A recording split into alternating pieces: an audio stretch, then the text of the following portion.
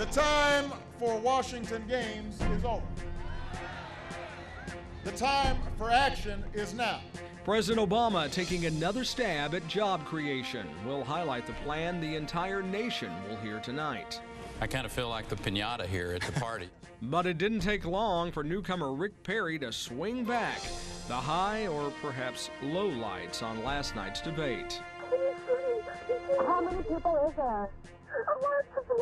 The frantic 911 calls as gunfire erupts inside a pancake house, and the latest on the crime that left 4 National Guard members dead.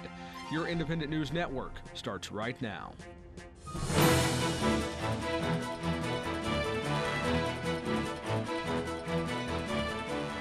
Good evening, everyone. I'm Mike Mickle. We begin with the story that affects us all, our economy. The key to restoring it, getting people back to work.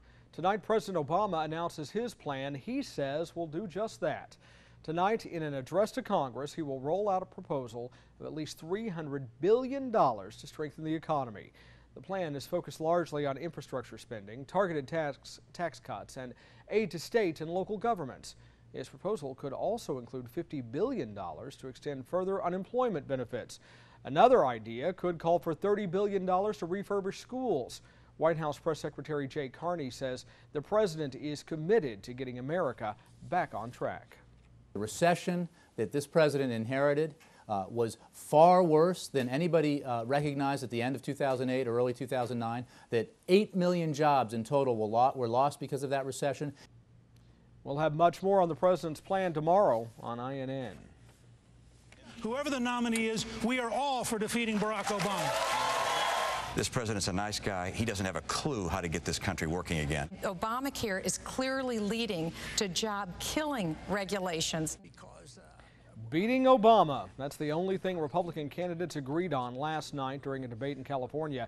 Texas Governor Rick Perry made his first appearance in a debate as a presidential candidate. It didn't take long for him and challenger Mitt Romney to get into it. I know back and forth, but Michael Dukakis created jobs 3 times faster than you did, Mitt. Well, as a matter of fact, George Bush and his predecessor created jobs at a faster rate than you did, Governor. That's not correct. The latest polls show Rick Perry with 26% support, Mitt Romney behind at 18%. Meanwhile, Rick Perry is headed back to his home state today as hundreds of families mourn the loss of their homes from wildfires that continue to burn. The smoke can be seen from miles in the Lone Star State and from miles above. This is a view of Texas from space. Here's a shot of that thick smoke from an airplane. A passenger aboard a Southwest flight took this shot while flying over the largest fire burning now. It's in Bastrop County near Austin. Let's head to the ground there now, where firefighters try to hold back the flames. That fire is still only 30% contained. An elite search team has joined local officials there looking for people who may be trapped. The cause of the fire remains under investigation, and of 175 fires burning across the state right now. Just this week alone, 120,000 acres have burned in Texas. In Pennsylvania, evacuations are underway as a major river is climbing over levees. This is video out of Altoona, just east of Pittsburgh.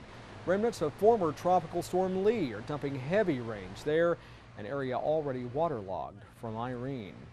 Now onto that mass shooting at an IHOP in Carson City, Nevada that left 4 people dead, 3 of them National Guard members. 38-year-old Sergeant First Class Christian Rigi of Carson City. He was a father of 4. He also fought for our country, serving in Afghanistan from 2009 to 2010. His aunt says he was dedicated to his family, his country, and his God. He was so founded in the Lord. Good Christian man, an excellent father, loved his children. Also killed in that barrage of bullets, 31-year-old Sergeant First Class Miranda McElhaney of Reno. She specialized in medicine and dentistry. And 35-year-old Major Heath Kelly of Reno. He also defended our freedom, serving in Iraq from 2004 to 2005. A woman from South Lake Tahoe also lost her life. One of the bullets killed 67-year-old Florence Donovan Gunderson. Now to the gunman. He took his own life after that killing spree. Investigators say he had a history of mental illness. Lake Tahoe police say Eduardo Cencion was placed in protective custody because of mental health concerns back in 2000. A department spokesman says Cencion fought with officers at the time but was not charged. Investigators are still processing the evidence collected at the scene, but they're not saying much about what has been found so far. And they still don't know why Cencion shot at that group of Guard members. Cencion also shot and killed himself. Meanwhile, 3 of the 7 wounded victims are at home tonight. Doctors released them yesterday from the hospital. 4 more still remain under a doctor's care. Meanwhile, we are hearing the 911 calls from witnesses just after that attack started. Nana Akawa from our Reno affiliate KRXI brings us this minute-by-minute account as that terror unfolded. How many people is there? The callers inside the IHOP can barely describe the unreal scene happening around them. We just got my daughter in the whole restaurant. It is crazy. It's like a nightmare. There was 6 army people in their uniforms eating breakfast, and that's when he just went crazy. Where is he at? I don't know. I think he walked outside. People inside the local barbecue joint hear what's happening and call 911. The shooter left the IHOP, but he isn't done with the attacks. IHOP, get there right now. Automatic weapons. How many is it inside? No, we just see we saw one guy going in. Now he's coming back out with a gun. He's shooting people in the parking lot. He's got an automatic weapon. Then you hear the man on the phone becoming the target. Ryan, get out of there. Okay, we're getting people on the way. Are you in the phone? Ryan, move! He's shooting at us now. People in the IHOP give the news that the rampage may finally be over. I think he shot himself. You see him down? Yes, there's a man laying down by his van. I think that here come the police to have their gun drawn out. But even as responders arrive on scene, there's still a sense of alarm. All units on scene, make sure you maintain a visual on the perimeter in case he's not the only shooter. Notify the hospital. We're going to have several patients possibly, and get as many fire department personnel on standby as you can.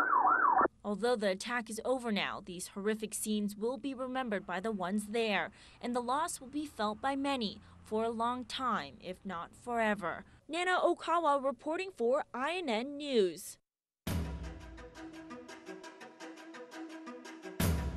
Time for Global News Now. The commissioner of the National Hockey League is calling a Russian plane crash a catastrophic loss to the hockey world. The plane crashed during takeoff yesterday. It was carrying international hockey players for Russia's Lokomotiv Yaroslavl team. 43 people were killed, 2 people survived. They are in intensive care. Officials foiled a possible bomb plot in Germany. Police in Berlin say they've arrested 2 men accused of trying to get their hands on chemicals that can be used to make a bomb. Officials say they'd been watching the men for months.